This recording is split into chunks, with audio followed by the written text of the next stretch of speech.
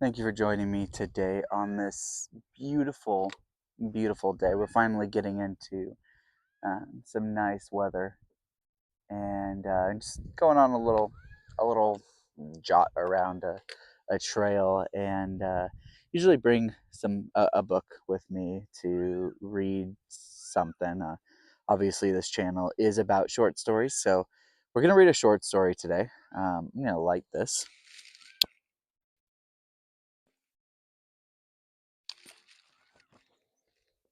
We're gonna read a short story today. And there's one thing that I want to kind of put in your mind. And that thing is, we do not always have to agree with everything that we hear or read, but we can still learn something from that thing. So we can still gain an experience. We can still see a good, even in something that we vehemently disagree with. Because there's always something more. There's you can look at the idea or the story or something like that at face value. Sure, you can gain nothing from it if you don't want to. However, the best thing is to read that story. Someone wrote that story. Someone obviously believed in it. They put it out for a reason. And like, this is the Oxford Book of American Short Stories. It's a huge anthology of many, many short stories. And I'm going to read one today that I really disagree with. I get angry when I read the story. It builds heat in my body because it's something that I hate. I hate it. And the story puts it in a good way. So, um, the story is called The Storm. It's by Kate Chopin, I think is how her name is. And I'll read her little snippet after this story so that way we can actually get into the story. So let's dive into this. Grab a pipe, grab your favorite drink, grab a cigar, grab something just to sit with me for a little bit and read this story. The leaves were so still that even Bibi thought it was going to rain. Bobinette, who was accustomed to converse on terms of perfect equality with his little son, called the child's attention to certain somber clouds that were rolling with sinister intention from the west, accompanied by a sullen, threatening roar. They were at Fredheimer's store, and decided to remain there till the storm had passed. They sat within the door on two empty kegs. Bibi was 4 years old and looked very wise. Mama'll be afraid. Yes, he suggested with blinking eyes. She'll shut the house. Maybe she got Sylvie helping her this evening, Bobinette responded reassuringly. No, she ain't got Sylvie. Sylvie was helping her yesterday, piped Bibby. Bobinette arose and going across to the counter purchased a can of shrimps, of which Calixta was very fond. Then he returned to his perch on the keg and sat stolidly, holding the can of shrimps while the storm burst. It shook the wooden store and seemed to be ripping great furrows in the distant field. Bibi laid his hand on his father's knee. It was not afraid. Calixta, now home, felt no uneasiness for their safety. She sat at a side window, sewing furiously on a sewing machine. She was greatly occupied and did not notice the approaching storm, but she felt very warm and often stopped to mop her face, on which the perspiration gathered in beads. She unfastened her white sack at the throat. It began to grow dark, and suddenly realizing the situation, she got up hurriedly and went about closing windows and doors. Out on the small front gallery, she had hung Bobinette's Sunday clothes to air, and she hastened out to gather them before the rain fell. As she stepped outside, Alcée Laballerie rode in at the gate. She had not seen him very often since her marriage, and never alone. She stood there with Bobinette's coat in her hand, and the big raindrops began to fall. Alcée rode his horse under the shelter of a side projection where the chickens had huddled, and there were plows and a harrow piled up in the corner. May I come in and wait on your gallery till the storm is over, Calixta? He asked. Come along, Mrs. Alcée. His voice and her own startled her as if from a trance, and she seized Bobinet's vest. Elsie mounted to the porch, grabbed the trousers, and snatched Bibi's braided jacket that was about to be carried away by a sudden gust of wind. He expressed an intention to remain outside, but it was soon apparent that he might as well have been out in the open, the water beaten upon the boards and driving sheets, and he went inside, closing the door after him. It was even necessary to put something beneath the door to keep the water out. My, what a rain! It's good 2 years since it's rained like that, exclaimed Calixta as she rolled up a piece of bagging and Elsie helped her to thrust it beneath the crack. She was a little fuller of figure than 5 years before when she was married before she was married, but she had lost nothing of her vivacity. Her blue eyes still retained their melting quality, and her yellow hair, disheveled by the wind and rain, kinked more stubbornly than ever before her ears and temples. The rain beat upon the low, shingled roof with a force and clatter that threatened to break an entrance and deluge them there. They were in the dining room, the sitting room, the general utility room. Adjoining was her bedroom, with Bibi's couch alongside her own. The, store, the door stood open, and the room, with its white, monumental bed, its closed shutters, looked dim and mysterious. Elsie flung himself into a rocker, and Calixta nervously began to gather up from the floor the lengths of a cotton sheet which she had been sewing. If this keeps up, something in French that I can't pronounce, if the leaves going to stand it, she exclaimed. What have you got to do with the leaves? I got enough to do. And there's Bobinet with Bibi out in storm, if he didn't left Fredheimers. Let us hope, Calixta, that Bobinet's got sense enough to come in out of a cyclone. She went and stood at the window with a greatly disturbed look on her face. She wiped the frame that was clouded with moisture. It was stiflingly hot. Elsie got up and joined her at the window, looking over her shoulder. The rain was coming down in sheets, obscuring the view of far-off cabins and enveloping the distant wood in a gray mist. The playing of the lighting was incessant. A bolt struck a tall chinaberry tree at the edge of the field.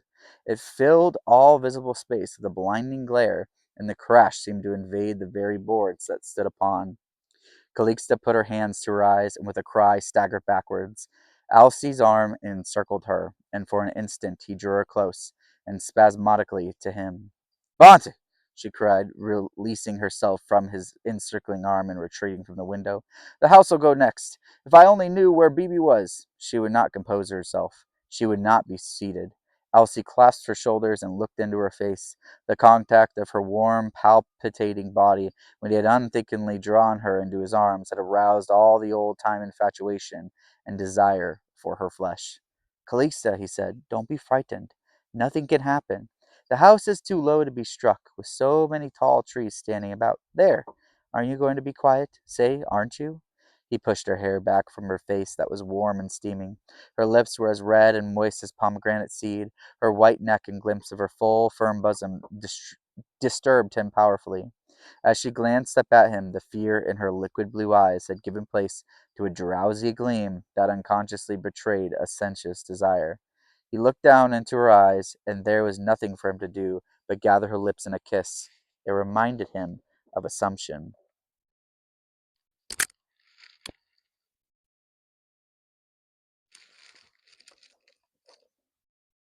Do you remember an Assumption, Calixta? He asked in a low voice broken by passion. Oh, she remembered. For an Assumption he had kissed her, and kissed her, until his senses would well nigh fail, and to save her he would resort to a desperate flight. If she was not an immaculate dove in those days, she was still inviolate, a passionate creature whose very defenselessness had made her defense, against which his honor forbade him to prevail. Now, her lips seemed in a manner free to be tasted, as well as her round white throat and her whiter breasts. They did not heed the crashing torrents, and the roar of the elements made her laugh as she lay in his arms. She was a revelation in that dim, mysterious chamber, as white as the couch she lay upon. Her firm, elastic flesh, that was knowing for the first time its birthright, was like a creamy lily that the sun invites to contribute its breath and perfume to the undying life of the world. The generous abundance of her passion, without guile or trickery, was like a white flame which penetrated and found response in depths of his own sensuous nature that had never yet been reached. When he touched her breasts, they gave themselves up in quivering ecstasy, inviting his lips. Her mouth was a fountain of delight, and when he possessed her, they seemed to swoon together at the very borderland of life's mystery. He stayed cushioned upon her, breathless, dazed, enervated, with his heart beating like a hammer upon her. With one hand she clasped his head, her lips lightly touching his forehead. The other hand stroked with a soothing rhythm his muscular shoulders. The growl of the thunder was distant and passing away. The rain beat softly upon the shingles, inviting them to drowsiness and sleep, but they dared not yield. The rain was over, and the sun was turning the glistening green world into a palace of gems. Calixta, on the gallery, watched Alcée ride away. He turned and smiled at her with a beaming face, and she lifted her pretty chin in the air and laughed aloud.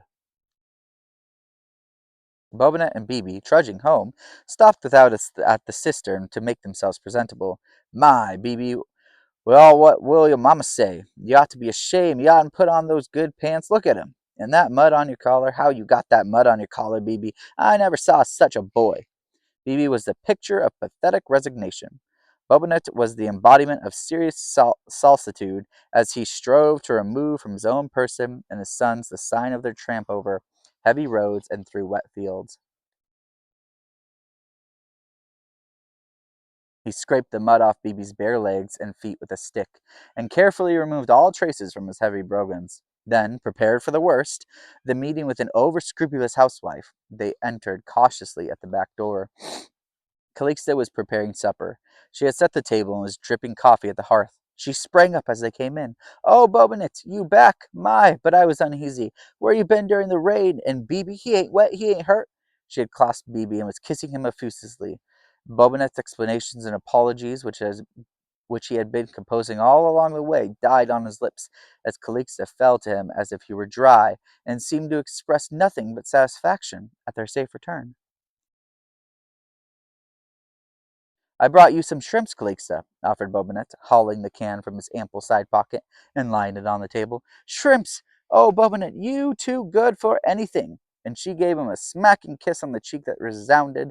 "Love feast tonight, Bobinette and Bibi began to relax and enjoy themselves, and when the three seated themselves at table, they laughed much and so loud that anyone might have heard them as far away as La Bellaire's.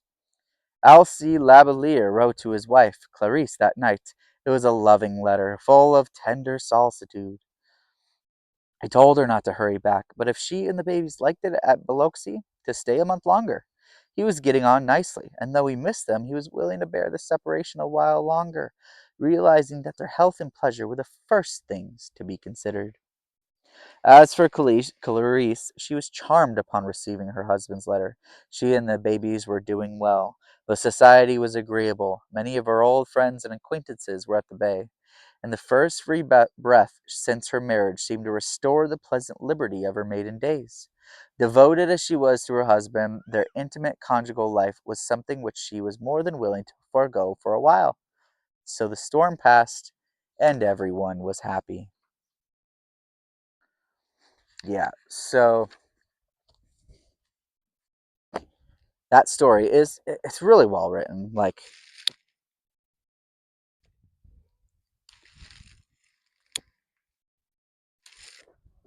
it's very well written, and I think that we can learn a lot from the story. Obviously, the story puts it in a way where the cheating for sensual pleasure, because they weren't receiving their gratification from the relationship they were in, it showed that as a good thing, that because they received that gratification the sensual pleasure that they were wanting, because they wanted that to feel loved, they could then finally give their love to their spouse, to their significant other. And I think that's a great representation.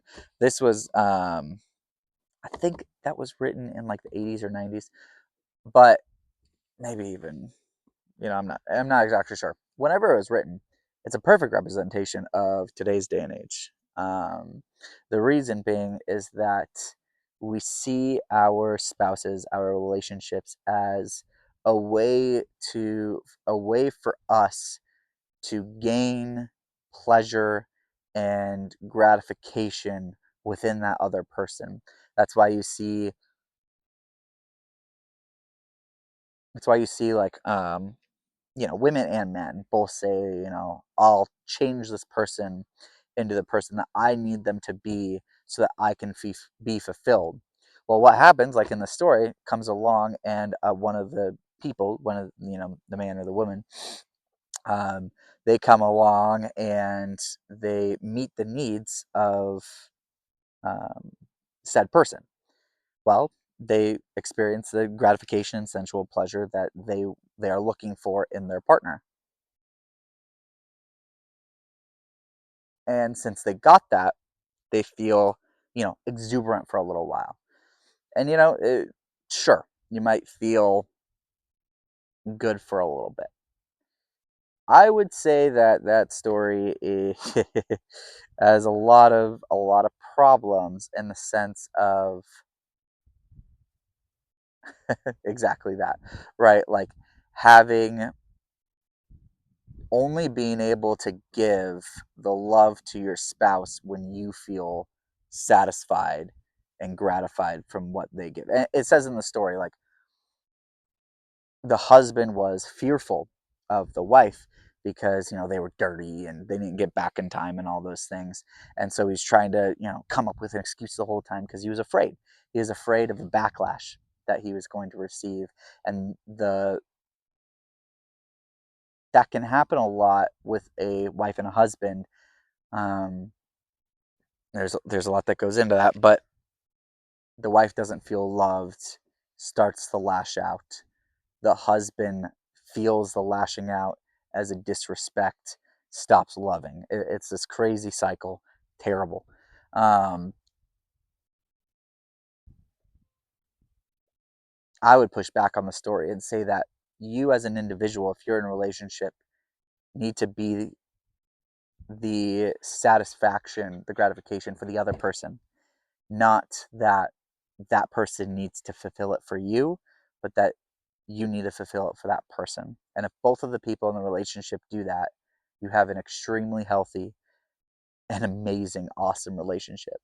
If you're both looking out for each other, if you both want the other to feel satisfied, to feel fulfilled, and your day to day is revolved around the other, that other is going to start, if they're not right now, they're going to start treating you way differently. In relationships, we always build this resentment that's subconscious. It's always there.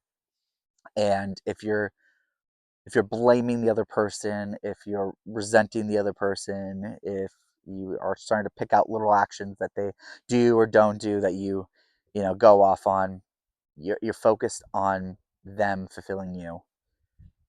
You need to focus on fulfilling them.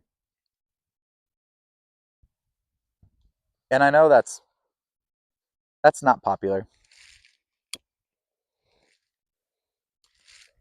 In today's day and age, you're always told to look for the right person that meets your framework exactly. You need to agree on everything. You need to be each other's like perfect sexual match. It's all these things that are just not fairy tales. They're way they're just fake. That's not how life works. In a relationship, you need to be there and focus on the other person. Now, of course, like, You need to get along. You need to be able to communicate with one another. But man, this focus on I need to meet a person that fits my perfect mold. I need to make a mold and I want to put some clay in that mold and pop out a person that's exactly what I need. It's so stupid and unrealistic. It just makes no sense. But yeah, so hate the story, love the way it's written, and there is stuff to gain from it. One of those things is what I was saying about meeting the other person's needs. Like, we can extrapolate from this story that those two people in the relationship did not feel happy about the relationship, whether it be the husband or the wife. The wife needed to feel loved, the husband was not feeling respected. And those two things clashing, it's a recipe for disaster. They're both focused on themselves, whether that be fear for self-preservation or love for sensual desire. So going back to the point that I made in the very beginning of the this episode, you don't need to only read things that you agree with. You can gain a lot from things that you disagree with. Yeah. Thank you for joining me in this beautiful, beautiful day. Like, man, it's such a beautiful day today. Um, Thank you for joining me. Hopefully, you can hear the birds and whatnot. It adds to everything. So, thank you.